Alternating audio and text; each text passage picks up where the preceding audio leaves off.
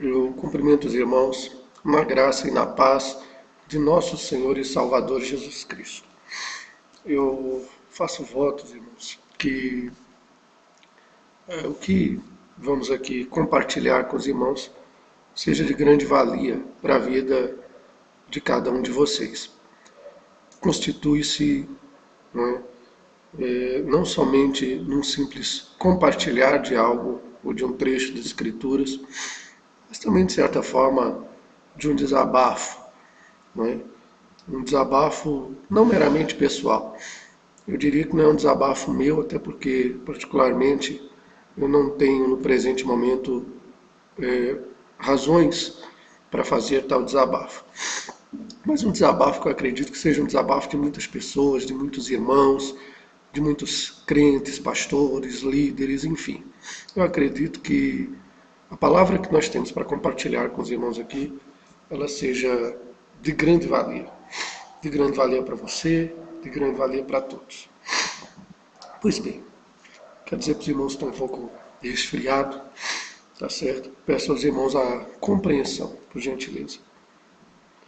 Eu quero nessa tarde compartilhar com os irmãos sobre um líder pouco conhecido, pouco se fala nele, poucas pregações, particularmente eu ouço, mas a história curta, pequena, bem resumida desse líder, muito tem a nos transmitir, muito tem a nos ensinar.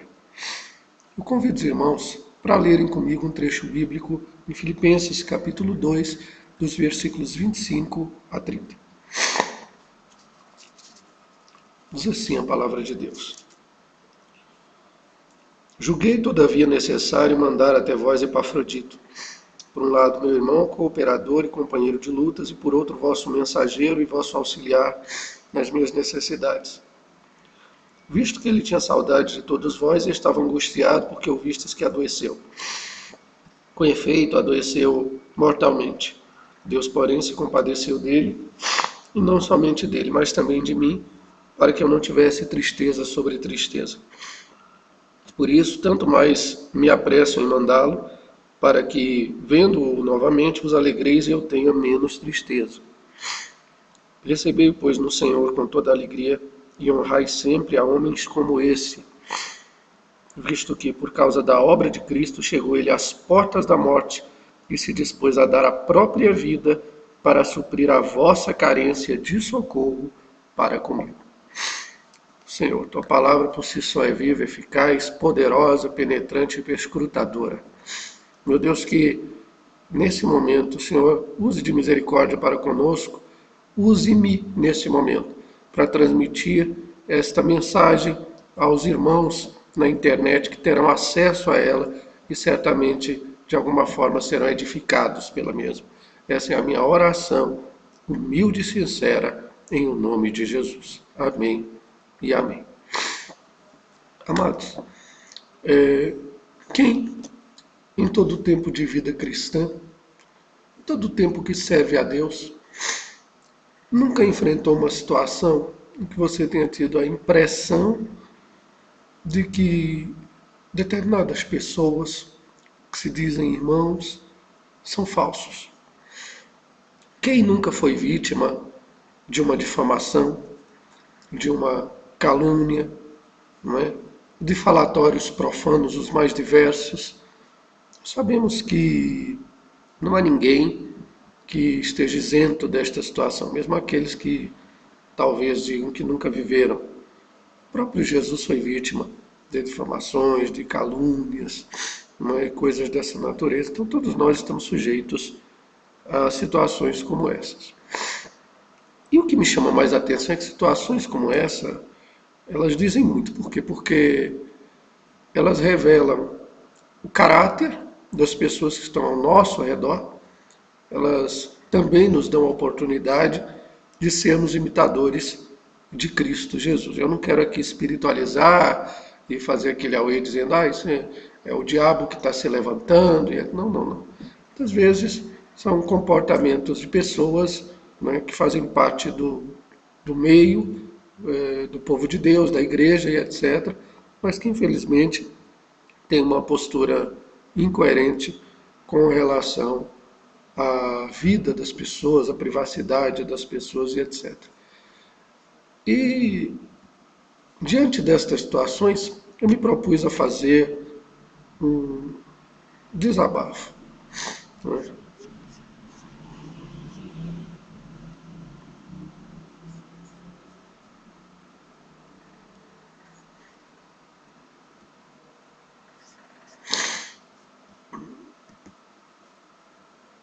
Um desabafo. Isso.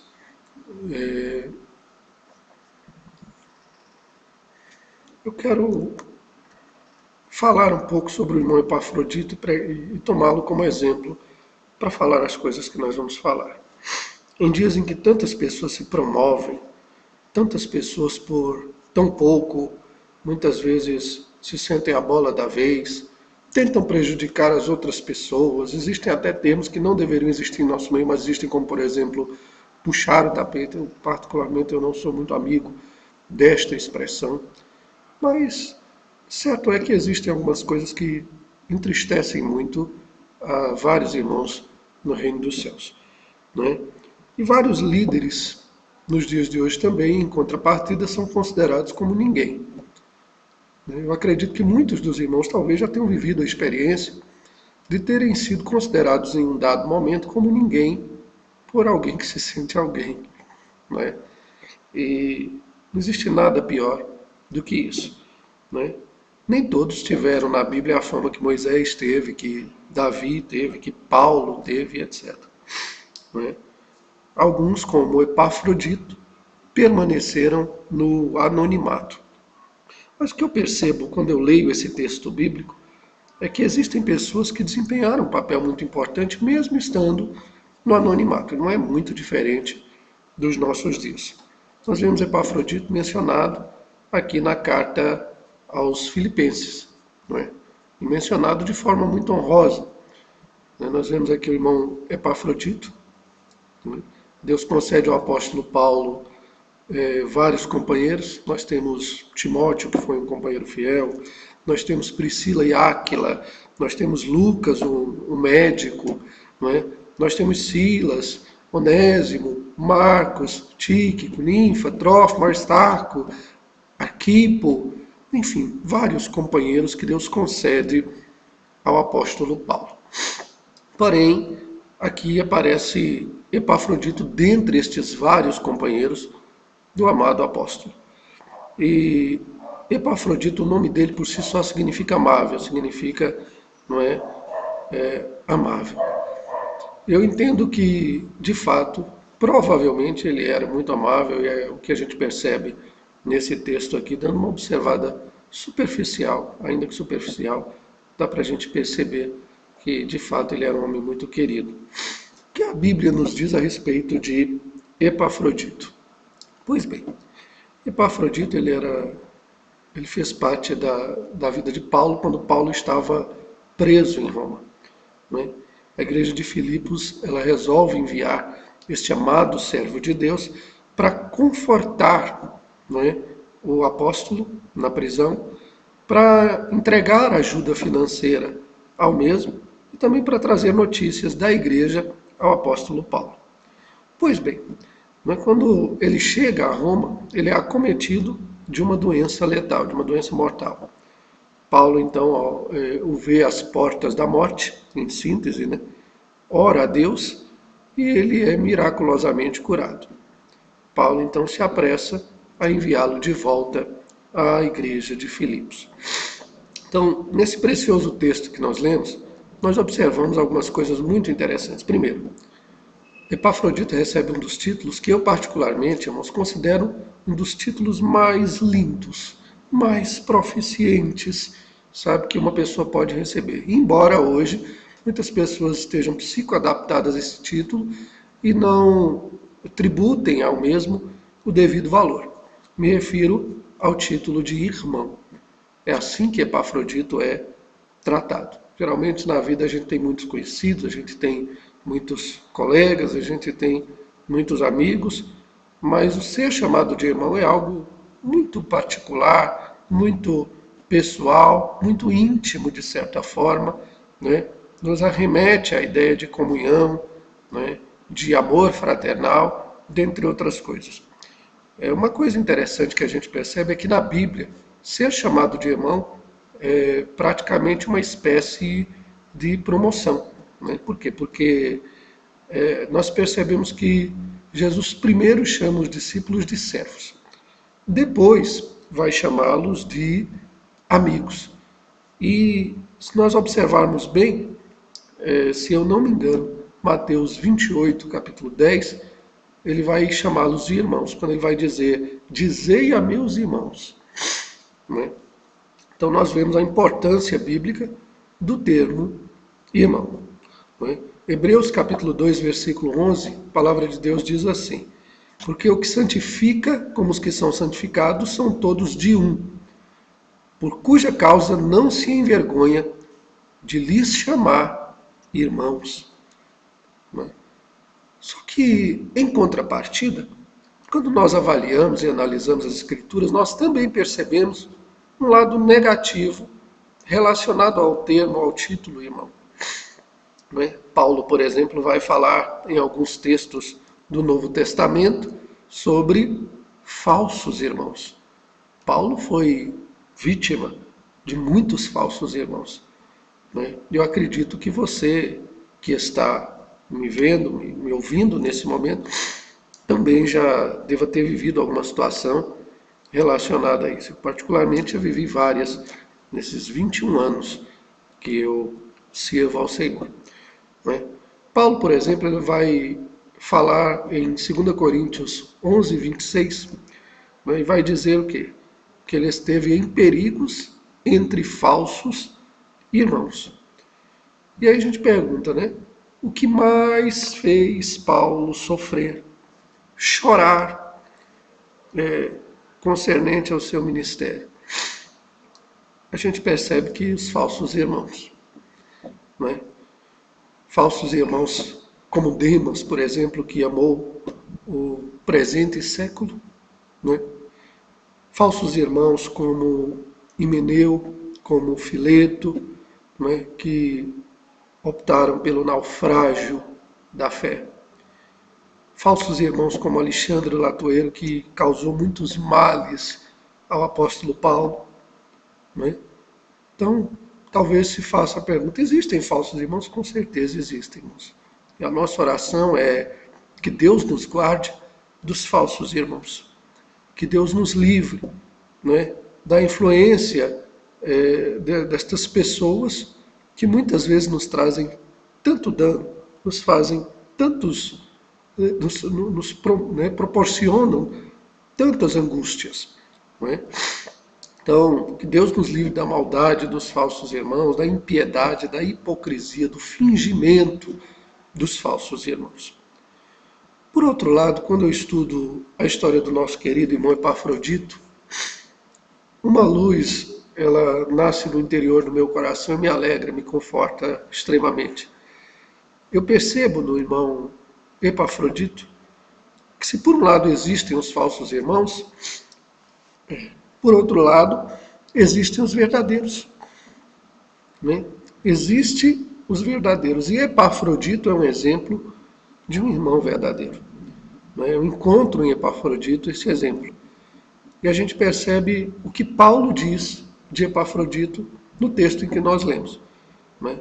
No texto em que nós lemos, nós percebemos aqui, né, versículo 25, por exemplo. Né? Paulo vai dizer, julguei todavia necessário mandar até vós Epafrodito, por um lado, meu irmão. Glória a Deus. Né? Isso é muito confortante, é muito gratificante. Não apenas irmão para Paulo, mas meu irmão. E aí a pergunta que eu faço para os amados irmãos que estão aqui ouvindo esse vídeo, estão assistindo, qual o conceito que nós temos de irmão nos dias atuais, meus queridos? Não é? De que forma nós definimos, não é? Entendemos, não é? Essa questão do irmão? Será que nós temos conceituado corretamente o título, irmão? Eu acho que hoje mais do que nunca, sabe, está na hora de nós celebrarmos a nossa irmandade, sabe? Está na hora de nós celebrarmos a nossa comunhão como irmãos em Cristo. Cristo, sabe, por meio da igreja, ao estabelecer a igreja, também estabeleceu entre nós um vínculo para que fôssemos irmãos, sabe? Eu louvo a Deus porque na minha trajetória eu também tive a alegria e tenho a alegria de poder olhar para alguns poucos e dizer, são meus irmãos, não é? Por quê? Porque os anos provam de fato e evidenciam a postura de verdadeiros irmãos. E o amor fraternal é uma busca constante, e, pelo menos em tese deveria ser, da igreja atual.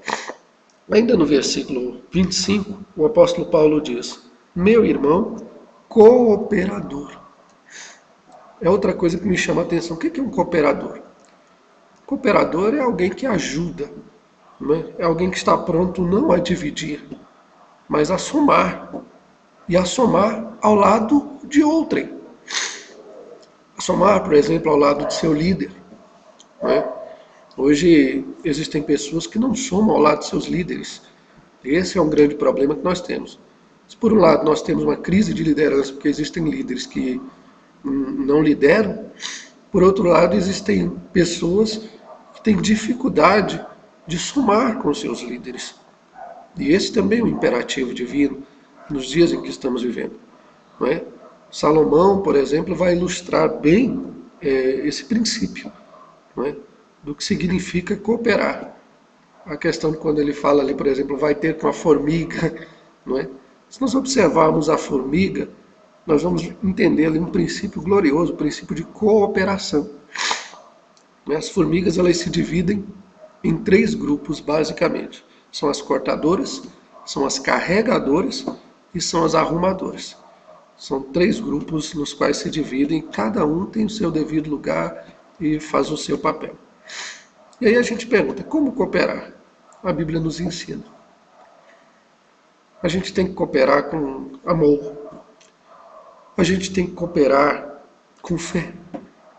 A gente tem que cooperar com prontidão. A gente tem que cooperar com alegria, meus amados irmãos. A gente tem que cooperar com inteligência, sabe? E é hora de agir. Nós temos que procurar trabalhar ligados com Cristo, com a igreja, com os nossos líderes, com os demais irmãos. Epafrodito é uma das grandes lições que eu aprendo e consigo extrair para a minha vida, particularmente falando. Outra coisa interessante, ainda no texto, no versículo 25, ele diz assim, meu irmão cooperador e companheiro de lutas. Companheiro de lutas, ou seja, um companheiro nos combates. Coisa rara nos dias de hoje. Paulo queria dizer o quê? Epafrodito é um soldado valente que está comigo na guerra. Né? Existem muitas pessoas que elas ficam ao nosso lado somente no momento de paz. No momento em que as coisas vão bem. Não é? Quando tudo está correndo tranquilamente, ali estão elas ao nosso lado. Esse é um momento muito propício também para o puxa-saquismo, para quem é fã dessa filosofia. Né? Mas o verdadeiro amigo, o verdadeiro irmão em Cristo é aquele que é companheiro nas batalhas, é aquele que está presente nos momentos bons, mas nos momentos ruins ele também vai se fazer presente. Sabe? É inconcebível uma pessoa, no momento em que você mais conta com ela, ela desaparece. A vida cristã, amados irmãos, é um combate. Nós vamos encontrar isso por todo o Novo Testamento, esse princípio. E é uma coisa que precisamos entender, assimilar da forma mais clara possível. Vida cristã é uma vida de combate. Né? Só que nós temos um diferencial. Nesse combate, a vitória nos é assegurada por Cristo. Cristo nos chamou e nos garante a vitória. Não é? Nós vencemos pelo nome de Jesus. Nós vencemos pela palavra de Deus. Nós vencemos pela fé. Nós vencemos pelo sangue de Cristo. Então, eu particularmente eu acho muito bonito quando eu vejo Paulo chamar o irmão Epafrodito de companheiro nas batalhas ou nos combates, né? Porque isso significa lutar junto, né? Como Simeão foi com Judá na sua luta, por exemplo, né? Isso significa sofrer junto, isso significa vencer junto. A igreja, né, e a vida da igreja, ela não pode ser jamais uma vida de competição, sabe, irmão? Pelo contrário, nós temos que subir juntos. Nós temos que crescer juntos. Hoje o que a gente percebe muito, e pelo menos a impressão que eu tenho, é que as pessoas mais competem do que batalham juntas, né? Hoje existe uma competição desenfreada dentro de várias igrejas, competição por poder eclesiástico, ministerial, né? Poder nas convenções, poder nas sedes, poder nas mesas diretoras e colegiados de liderança, e as pessoas ali entre si competem em busca desse poder efêmero, transitório e passageiro. Quando na verdade nós precisamos rever os nossos conceitos, entender que Deus não nos escolheu para competirmos entre nós, mas Deus nos escolheu para somarmos, para sermos um corpo, para lutarmos juntos e juntos desfrutarmos, não é, do gostinho, do sabor das vitórias. Outra coisa interessante ainda que nós encontramos aqui no texto do irmão Epafrodito é: e por outro, vosso mensageiro e vosso auxiliar nas minhas necessidades. Eu vejo em Epafrodito o quê? Um provedor. Provedor dos crentes, dos irmãos, dos santos, né?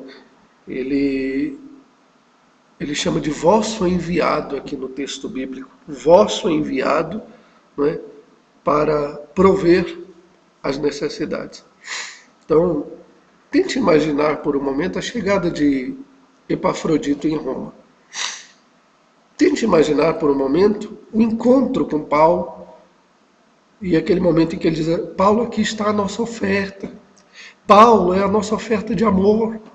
Olha, irmão Paulo, é também uma demonstração do nosso afeto, é também uma demonstração do nosso coração. Entende?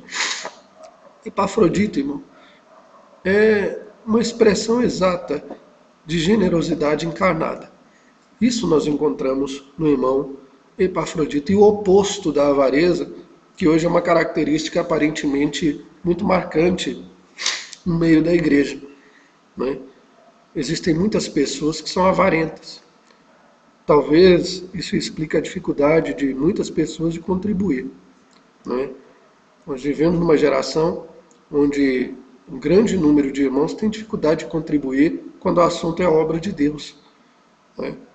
De fato, a gente sabe que existem os mercenários, existem os lobos, existem aqueles que não são honestos e etc. Mas isso não pode servir, não é, de ressalva para que as pessoas não contribuam. Esse argumento ele não pode servir de evasiva, porque na verdade muitos têm usado como evasivo, não é? O ato da contribuição é um ato necessário, é um ato de gratidão, um ato de fé, um ato de amor, né? E, ao mesmo tempo, nós também exercitamos a nossa liberalidade, a nossa generosidade. Isso é um ponto que eu particularmente considero muito positivo. Porque é a única forma também de nós fugirmos da avareza, que a Bíblia diz que é idolatria. Toda a avareza é idolatria. O avarento ele não vai entrar no céu. Não há lugar no céu para a pessoa que é avarenta, não é? Tanto que Jesus disse: olha, não se pode servir a dois senhores, porque você vai agradar um e aborrecer a outro. Não se pode, não é, servir a Deus e a Mamon. Então, Eu vejo em Epafrodito o oposto disso. Epafrodito, ele tinha prazer em repartir. Repartir também é um dom espiritual. Você vai ver isso em Romanos capítulo 12, versículo 8. Tá certo? Então, eu quero compartilhar com os irmãos esta mensagem e dizer: sejamos como Epafrodito. Aprendamos, meus irmãos, a ser como Epafrodito. Seja irmão, como foi o irmão Epafrodito, mas irmão de verdade, sabe? Não se enverede pelos caminhos que os falsos irmãos se enveredam, mas seja um irmão. Seja um companheiro de batalhas, um companheiro nos combates, sejamos companheiros. E por fim, sejamos provedores. E aprendamos com o irmão Epafrodito que o mais importante, meu irmão, não é o renome. O mais importante não são os holofotes sobre nós. O mais importante não é o reconhecimento dos homens em si, mas o mais importante é que Deus reconheça as nossas boas obras, é que Deus veja em nós, sabe, a expressão vívida do seu caráter, do seu ser, que nós sejamos uma expressão da imagem e da glória de Deus, sabe? Que nós venhamos banir das nossas igrejas, das nossas vidas, o sentimento, sabe, de partidarismo, de competitividade, sabe? E que nós possamos ser mais leais aos princípios bíblicos e aos nossos próprios princípios. É hora de nós revermos os nossos conceitos, não é?